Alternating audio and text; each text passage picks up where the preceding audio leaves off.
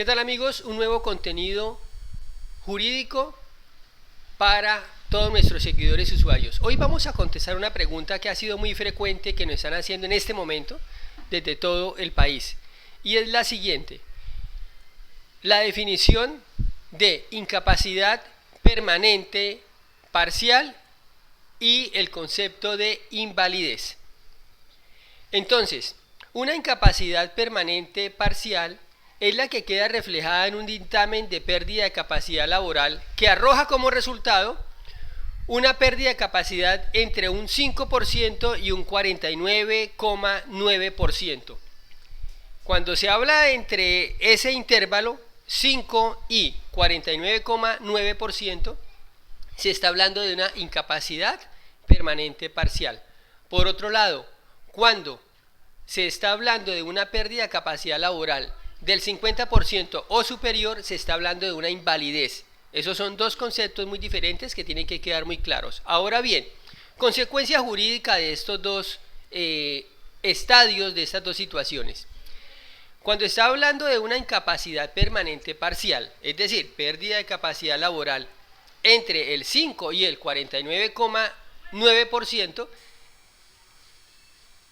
en ese intervalo de situaciones hay lugar a una indemnización, es decir, el pago de un monto, de una cuantía, de una prestación económica al evaluado o al calificado. Cuando se está hablando o estamos hablando de una invalidez, entonces tenemos que hay lugar a una pensión por invalidez. Ya no es un monto único, sino es una pensión, una mesada mensual que le va a llegar al evaluado o al calificado que haya sido calificado con un dictamen de pérdida de capacidad laboral superior al 50% o superior. Ahora bien, ¿cuál es la cuantía o el monto a indemnizar a las personas que tienen una discapacidad permanente parcial? Es decir, a las personas que fueron calificadas con una pérdida de capacidad laboral entre el 5 y el 49,9%.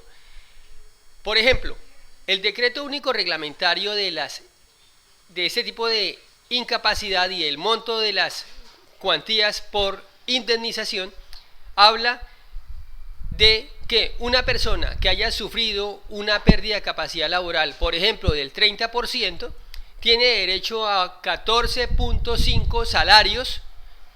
¿De quién? No salario mínimo, sino de los salarios que tenía la persona en el momento de la estructuración de la incapacidad permanente parcial por el 30% de su capacidad. Entonces, si a la persona X, Y o Z fue evaluada con un porcentaje de pérdida de capacidad laboral del 30%, tiene derecho a 14.5 salarios. ¿De quién? De esa persona.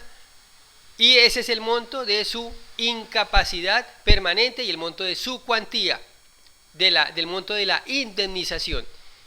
14.5 por el salario de ese evaluado al momento de la estructuración de su incapacidad. La suma que le dé es la cuantía que va a reclamar por indemnización. Ahora, la generalidad es que entre más bajito el porcentaje de pérdida de capacidad, pues más bajita va a ser su liquidación, y entre más alta, hasta el 49,9%, va a ser más alta su indemnización. ¿Cómo se liquida la pensión de invalidez? Ya es otro escenario, porque allí ya no es un solo pago por indemnización, sino es una mesada cada mes, por eso su palabra, su expresión, es un pago periódico vitalicio. Entonces, esas son las dos condiciones y las dos situaciones de la diferencia entre incapacidad permanente parcial y la situación de invalidez. ¿Que quién reconoce eso? Pues estamos hablando de que esas dos situaciones se originan por enfermedad laboral o por accidente laboral. Según corresponda, va a ser asimilada por la ARL a la que está afiliado su empleador y por ende a la que está afiliado el trabajador. Si le gustó este contenido, si le pareció interesante, suscríbase al canal, active las notificaciones y comparta el video. Más adelante más información jurídica para todos. Hasta pronto.